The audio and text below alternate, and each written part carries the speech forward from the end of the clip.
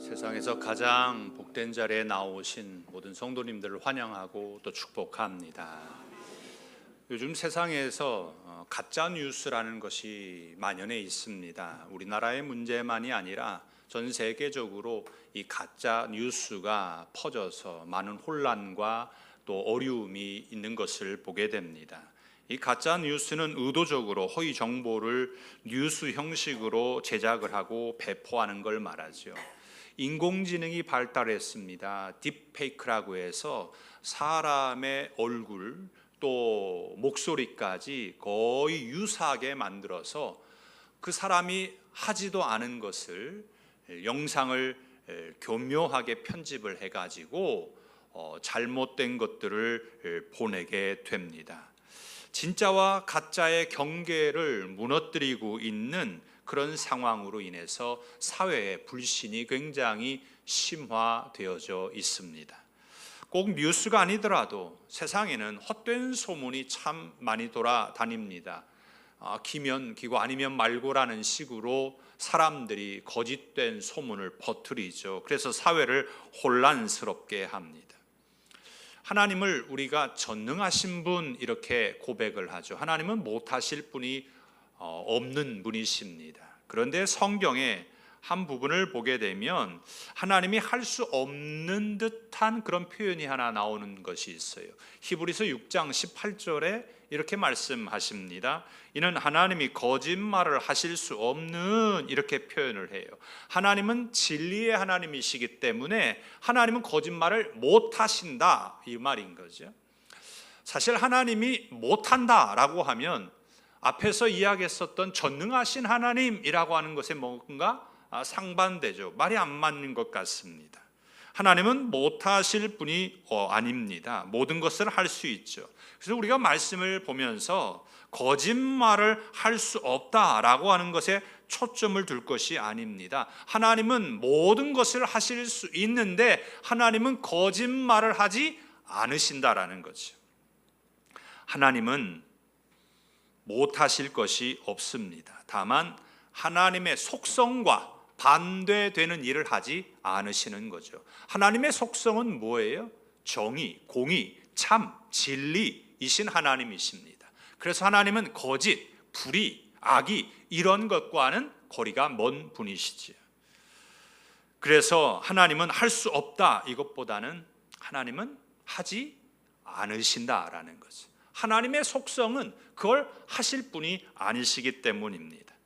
거짓말은 하나님의 일이 아니라 사단의 일입니다. 뱀의 모습으로 등장한 이 사단이요, 하와에게 거짓 증거를 하지요. 뭐라고 말을 합니까? 야, 너 선악과 따먹으면 안 죽어. 선악과 따먹으면 안 죽고, 선악과를 따먹으면 오히려 눈이 밝아져 가지고 하나님처럼 돼. 그러니까 괜찮아. 이렇게 거짓말을 했습니다.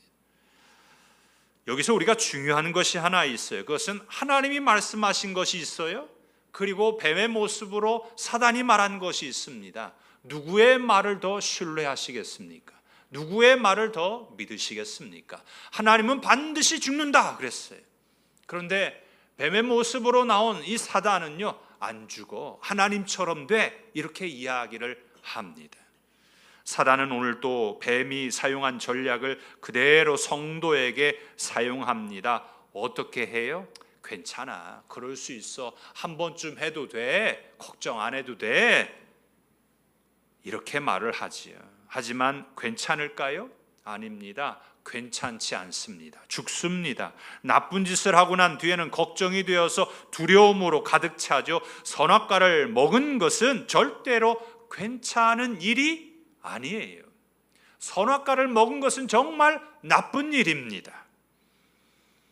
사단은 거짓의 아비다라고 성경은 말씀합니다. 요한복음 8장 44절에 이렇게 말씀합니다. 너희는 너희 아비 마귀에게서 났으니 너희 아비의 욕심대로 너희도 행하고자 하느냐?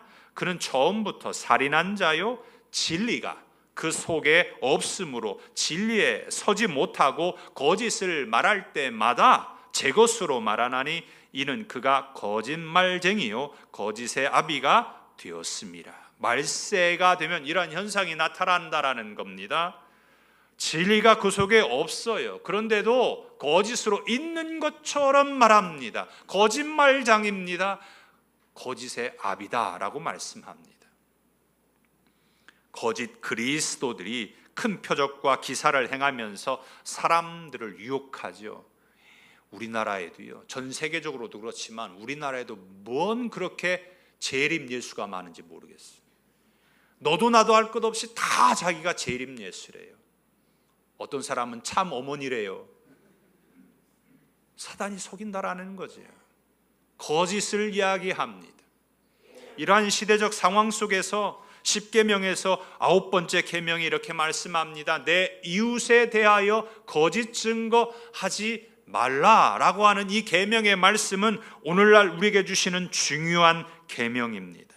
구약시대 법적 규범을 넘어서 거짓이 만연한 세상에 살고 있는 그리스도인들이 어떻게 진실을 분별하고 진실을 말하며 진실을 지켜야 하는지를 오늘 9번째 계명에서 우리에게 가르쳐 주고 있습니다. 오늘 우리는 하나님의 자녀로서 이웃에게 진실하십니까? 9번째 계명을 잘 지키고 계십니까? 이웃에게 진실하십니까? 첫 번째는요, 거짓 증거는 위험성이 있습니다. 거짓의 뿌리는 어디에 있냐면 사실을 왜곡하는 데 있죠. 그래서 뱀이 거짓 증거를 했을 때 하와가요, 그 말을 받아가지고 왜곡해서 이렇게 말을 합니다. 하나님께서 동산 나무의 열매를 우리가 먹을 수 있는데 동산 중앙에 있는 나무는 만지지도 말고 먹지도 말고 그리고 먹으면 죽을까 하노라, 이렇게 하나님이 말씀하셨다고 말씀을 왜곡해서 하와가 이야기합니다. 하나님은 먹지 말라고만 하셨지 언제 만지지 말라고 이렇게 말씀하셨습니까? 언제 하나님께서 죽을까 하노라 이렇게 말씀하셨습니까? 분명하게 죽는다, 반드시 죽는다 이렇게 말씀하셨어요. 우리가 하나님의 말씀을 읽으면서 왜곡해서 읽으면 안 됩니다. 그런데 우리는 하와와 같은 습성이 있어요. 말씀을 읽으면서 나의 어떤 감정, 나의 기분, 나의 형편, 나의 상황에 따라서 말씀을 조금 왜곡해가지고 내 편리한 대로 그 말씀을 보는 경향이 있습니다. 하나님이 싫어하는 것이 있어요. 우리는 하와와 같이 나의 생각을 넣어서 하나님의 말씀을 읽으면 안 됩니다. 잠언 6장 16절 17절에 이렇게 말씀합니다. 여호와께서 미워하시는 것 곧 그의 마음에 싫어하시는 것이 17가지니 곧 교만한 눈과 거짓된 혀와 무죄한 자의 피를 흘리는 손과 그랬어요. 하나님이 싫어하시는 것 중에 17가지가 있는데 그 중에 하나가 뭐냐면 거짓된 혀 그랬습니다. 우리의 혀가 진실하십니까? 아니면 거짓되어 있으십니까? 시편 116편 11절에 이렇게 말씀합니다. 내가 놀라서 이르기를 모든 사람이 거짓말장이라 하였도다. 이 세상의 모든 사람들은 다 거짓말장이에요. 이 세상에 살면서 거짓말 한번 안 하고 사는 사람이 없습니다. 다 거짓말장이라고 말씀합니다. 이러한 현실 속에서 내 이웃에 대하여 거짓 증거하지 말라라고 말씀하십니다. 여기서 조금 구분을 한다면요, 이 말씀은 법정 용어입니다. 거짓말과 거짓 증인의 차이가 있는 거죠. 거짓말은요, 표현의 자유에서 문제를 일으킨다면 거짓 증이라고 하는 것은 공정과 공평의 문제가 있습니다. 거짓말은 그 무대가 일상생활 속에서 우리의 삶의 현장 속에서 그냥 하는 말들이죠. 그런데 거짓 증거는 시시비비를 판가름하는 법정입니다. 평범한 일상생활에서 거짓된 혀는 나중에 하나님의 정의를 훼손하는 데까지 이릅니다. 그리고 거짓 증거는 사실과 다르게 꾸며서 하는 말에 그치지 않고 사실이 아닌데도 불구하고 사실인 것처럼 위장해서 위증을 하게 됩니다. 시편 27편 12절에 이렇게 말씀해요. 내 생명을 내 대적에게 맡기지 마소서. 위증자와 악을 토하는 자가 일어나 나를 치려함이니이다. 위증자와 악을 토하는 자가 같은 거죠. 위증자는 어떤 사람이에요? 그 입에서 악을 토하는 거예요. 무슨 악이에요? 거짓이라고 하는 악입니다. 아닌 것인데도 불구하고도 했다라고 하는 거죠. 했는데도 불구하고 하지 않았다라고 위증하는 것입니다. 이것이 거짓 증거의 위험성입니다. 그래서 하나님께서는 우리에게 십계명을 주시면서 경계하라고 말씀하셨는데 출애굽기 23장 1절과 2절에 이렇게 말씀해요. 너는 거짓된 풍설을 퍼뜨리지 말며 악인과 연합하여 위증하는 증인이 되지 말며 다수를 따라 악을 행하지 말며 송사의 다수를 따라 부당한 증언을 하지 말며 그랬습니다. 거짓된 풍설을 퍼뜨리면 안 되는 거예요. 그냥 뜬 소문, 그냥 아닌데도 긴 것처럼 말하면 안 된다라는 거죠. 아니면 말고라는 식으로 그렇게 거짓된 풍설을 퍼뜨리면 안 되는 겁니다. 그건 위증인 거예요. 부당한 증언을 하면 안 되는 겁니다. 그런데 여기서 반복해서 하는 말씀이 있어요. 뭐냐면 다수를 따라 그랬어요. 다수를 따라, 많은 사람들의 의견을 따라 부당한 증언에 거기에 따라가면 안 된다라는 거예요. 다른 사람들이 모두 다 예스라고 말할 때 그것이 부당하다면 우리는 노라고 말할 수 있어야 한다는 거죠. 다수들이 노라고 말을 할 때 그것이 옳은 일이라고 하면 우리는 예스라고 말해야 하는 것입니다. 우리는 그러면 어느 의견에 따라야 되는 거예요? 우리는 다수의 의견도 아니고 그렇다고 소수의 의견도 아니고 우리가 따라야 되는 것은 하나님의 말씀 계명입니다. 다수의 의견이라고 해서 좋은 것이 아닙니다. 진실은요 다수에 있지 않습니다. 진실은 어디에 있어요? 하나님의 말씀에 있습니다. 진실하지 못했던 사람들은 다 그 결과가 죽음이었습니다. 진실하지 못했던 하와 이 아담은 하나님의 말씀대로 죽습니다. 그래서 진실해야 됩니다. 우리가 진실하지 아니하면 반드시 그 결과는 죽음으로 임하게 됩니다. 하나님께서 죽음이라고 하는 심판을 하시지 않은 이유에서 예수님을 보내어 주셨습니다. 그래서 우리는 진실하게 예수님을 믿어야 합니다. 예수님께서 그렇게 말씀하셨어요. 내가 곧 길이요 진리요 생명이니 라고 말씀하셨습니다. 그래서 우리가 진리 되시는 예수님을 믿어야 합니다. 그래야 우리가 진실할 수 있습니다. 진실하시고 참되신 예수님을 따르시기를 바랍니다. 우리는 거짓된 증거에 따라가면 안 됩니다. 내 이웃에 대해 진실하십니까? 우리는 거짓된 죽음이라고 하는 위험이 있기 때문에 두 번째는 진실한 관계로 우리가 나아가야 합니다. 이 9번째 계명에서 내 이웃에 대하여 이렇게 말씀하다 보니까 궁금한 것이 하나 있는데 그것은 뭐냐면 누가 내 이웃이냐라는 거죠. 신약 성경에 보면 한 율법사가 예수님께 나와가지고 영생을 어떻게 얻습니까? 라고 하는 질문을 하면서 한 걸음 더 나아가서 내 이웃이 누구입니까? 이렇게 예수님을 시험했습니다. 이때 예수님께서 선한 사마리아 사람의 비유를 말씀하셔서 이웃이 누구인지에 대해서 정의를 해 주셨습니다. 오늘 본문에서 이웃이라고 하는 이 단어는 원어적인 의미로 보면 동포라고 하는 뜻이 있습니다. 이건 좀 넓은 개념이죠. 그런데 어원적인 의미로 보면 어떤 의미가 있냐면 같은 식탁에서 같이 식사를 하는 사람, 그 사람이 누구다? 이웃이다라는 거예요. 조금 좁은 의미가 되는 거죠. 그러니까 넓은 의미에서 동포예요. 같은 민족입니다. 하지만 좁은 의미에서 이웃은 나와 같이 식사를 같이 하는 사람, 그 사람이 이웃이라고 말씀합니다. 그래서 내 이웃에 대하여 이렇게 말씀한 것은 다른 사람이 아닙니다. 모르는 사람이 아니에요. 그런데 어떻게 이렇게 가까운 사람에게 거짓 증거를 합니까? 그러면 안 되는 거잖아요. 우리가 믿는 도끼에 발등 지킨다고 하죠. 믿었어요. 좋은 사람이라고 믿었습니다. 같이 식사도 했어요. 그런데 배신을 때리는 거죠. 거짓말을 하는 거지. 이렇게 인간의 타락이 심각합니다. 구약의 이웃은 한계를 정하고 있지만 신약에서에 와서는 이웃의 한계가 없습니다. 선한 사마리아 사람에게 강도 만난 사람은 이웃이었습니다.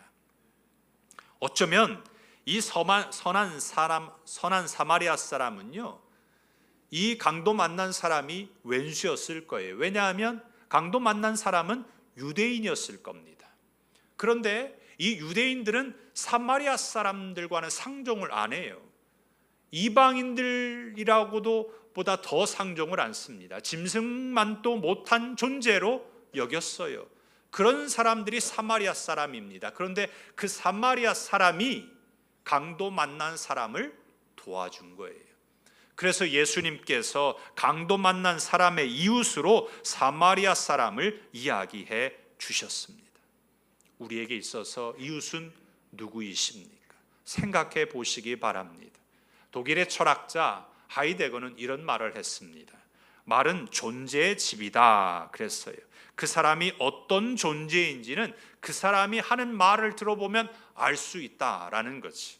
우리는 어떤 존재입니까? 우리의 말은 거짓으로 가득하십니까? 아니면 진실하십니까?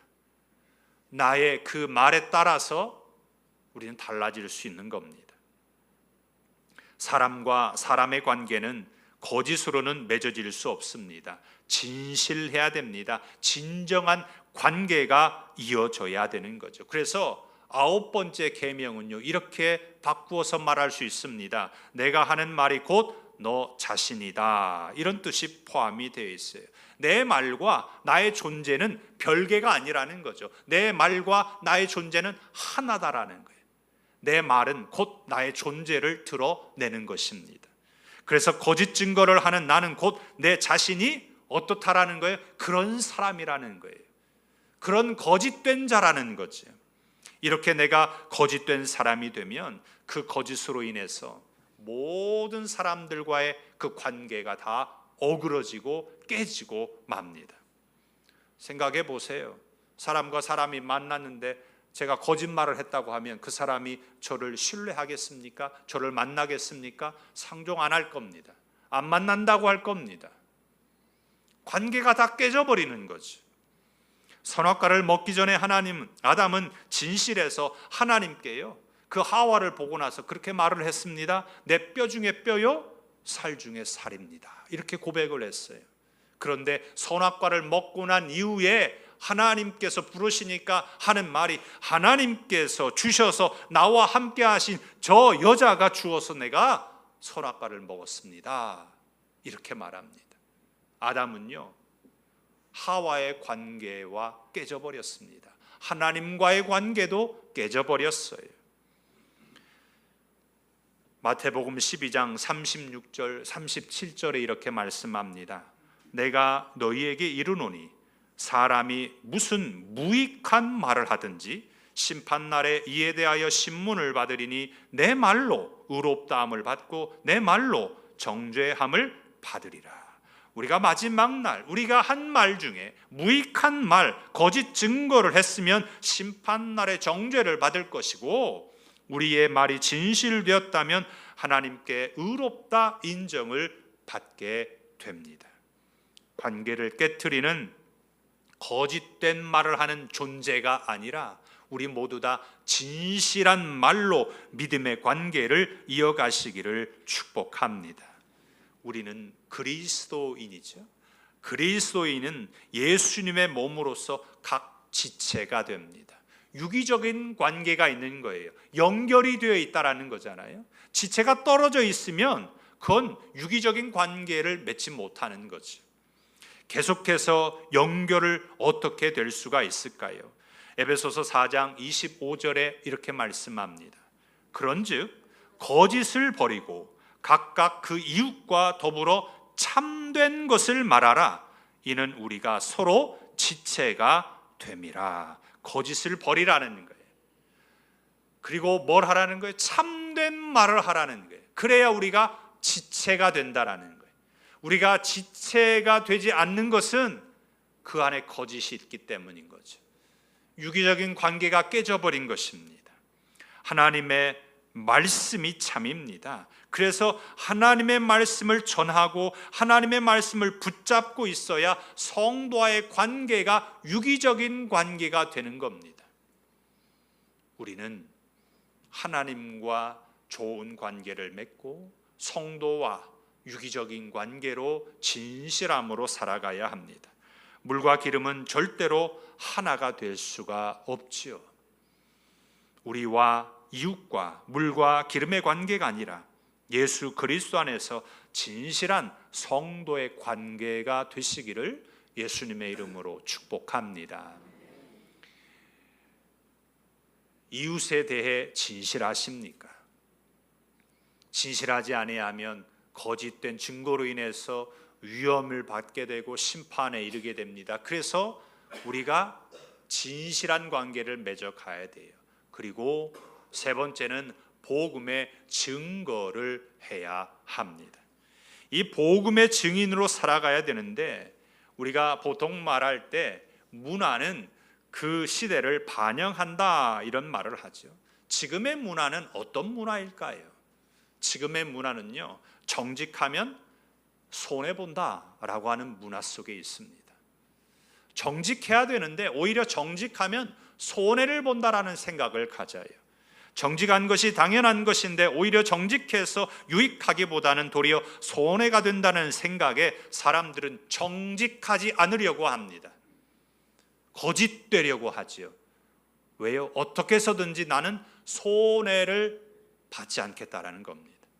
물질 만능주의에 살고 있어서 그렇습니다. 그래서 모든 것을 물질로 판단합니다. 물질의 기준을 두는 거죠. 그래서요, 그 사람이 좋은 사람이냐 안 좋은 사람이냐를요, 물질이 많느냐 없느냐로도 결정을 해요. 물질이 많이 있으면요 좋은 사람이고요, 물질이 별로 없으면 별로 안 좋은 사람이라고 평가까지 합니다.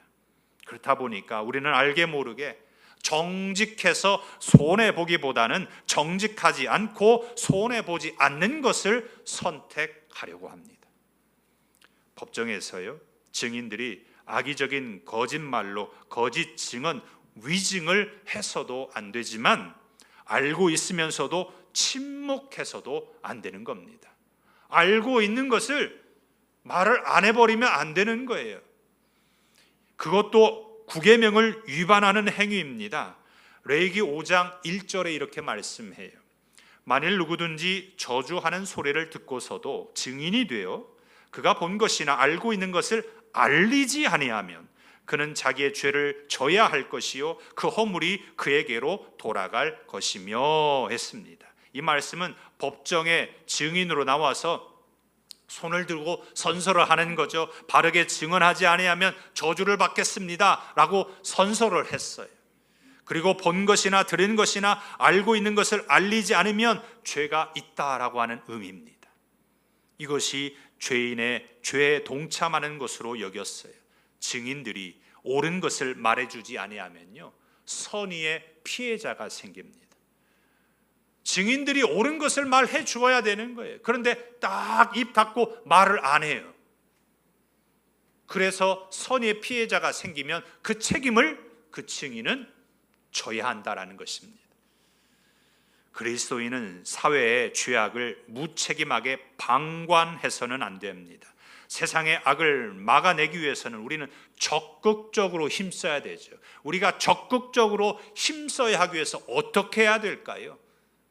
그것은 복음을 전해야 됩니다. 복음을 전하기 위해서는 어떻게 해야 돼요? 정직해야 되는 거예요. 복음을 전하는 자가 정직하지 아니하면 그 복음이 증거가 되겠습니까? 정직해야 그 복음이 바르게 전해질 수가 있습니다. 정직은 인간의 정직함으로 사실 부족합니다. 왜냐하면 우리 자체가 정직하지 않아요. 우리가 죄인으로 태어났기 때문입니다. 그래서 나의 정직이 아니라 죄가 없으신 예수님의 정직함을 드러내야 합니다. 이것이 복음인 거죠. 거짓을 말하지 않고 진리를 말하려면 진리를 받아들여야 합니다. 그 진리가 뭐냐면 예수님을 믿는 것이죠. 예수님을 믿어야 우리가 진리 가운데 거하게 되고 복음의 증인으로서 진리를 정직하게 말할 수 있습니다. 지식은 머리로 배우죠. 그러잖아요. 지식은 머리로 배우게 됩니다. 그런데요, 진리는요, 실천을 통해 체득합니다. 진리는 예수님을 믿음으로 예수님이 말씀하신 뜻을 이해하고 실천해서 그 사람의 인격을 형성하게 만듭니다. 그래서 말과 행동으로 복음을 증거하게 되는 거죠. 9번째 계명, 내 이웃에 대하여 거짓 증거하지 말라는 것은 지식으로만 배울 것이 아니라 몸으로 행하여 배우고 지켜야 한다라는 말씀이에요. 우리는 십계명을 지식으로만 배우면 안 됩니다. 우리는 몸으로 행함으로 실천해야 하는 것입니다. 우리에게 거짓이 없고 진실해야 되는 이유는 구원받은 사람으로서 복음을 증거하기 때문입니다. 그래서 그리스도인으로서 복음을 정직하게 전해야 합니다. 말씀을 지식으로만 가지고 계시지 마시고 진실된 삶으로 정직하게 땅끝까지 예수님의 증인이 되시기를 바랍니다. 진실한 복음의 증인이 되어야 합니다. 말씀을 맺고자 합니다. 이 세상에서 가장 강력한 힘이 있다면 무엇일까요? 무엇이 가장 강력한 힘일까요? 사람들은 돈이라고 말할 것입니다. 아니면 군사력, 아니면 정치적인 어떤 권력이라고 말할 겁니다. 그런데 그것보다 말의 힘이 강력합니다. 말의 힘이 굉장히 크다라는 것을 우리가 알 수 있습니다. 이탈리아의 속담에 보면 혀는 뼈가 없지만 뼈를 부순다라는 속담이 있어요. 혀는 뼈가 없죠? 부드러워요. 그런데 그 혀가 뼈를 부순다라는 거예요. 그만큼 말의 힘이 크다라는 거죠. 우리나라도 어때요? 새치의 혀가 사람을 죽이기도 하고 살리기도 한다 했습니다. 말의 힘이 그만큼 크다는 거죠. 사람을 죽일 수도 있고 살릴 수도 있습니다. 성경에도 이렇게 말씀하십니다. 잠언 25장 15절에 보면 오래 참음으로 관원도 설득할 수 있나니 부드러운 혀는 뼈를 꺾느니라. 오랜 참음으로 관원을 설득할 수 있다고 그래요. 그 관원에게 참과 거짓된 그 부분이 드러난다라는 거죠. 이야기를 하다 보면 그 부드러운 혀를 통하여서 거짓되고 악하지 않고 진실하다라고 하는 것이 드러나게 된다라는 거예요. 그래서 그 부드러운 혀가 뼈를 꺾는다라고 하는 것입니다. 우리는 거짓되지 않고 진실해야 합니다. 오래 참고 관원이 보고 참과 거짓을 아는 것처럼 우리가 이웃에게 우리는 거짓을 말하지 않고 진실하여서 믿음의 관계를 이어가시고 정직한 복음의 증인으로서 진리를 증거하는 행함이 있는 하나님의 자녀들이 다 되시기를 예수님의 이름으로 축복합니다. 기도하겠습니다.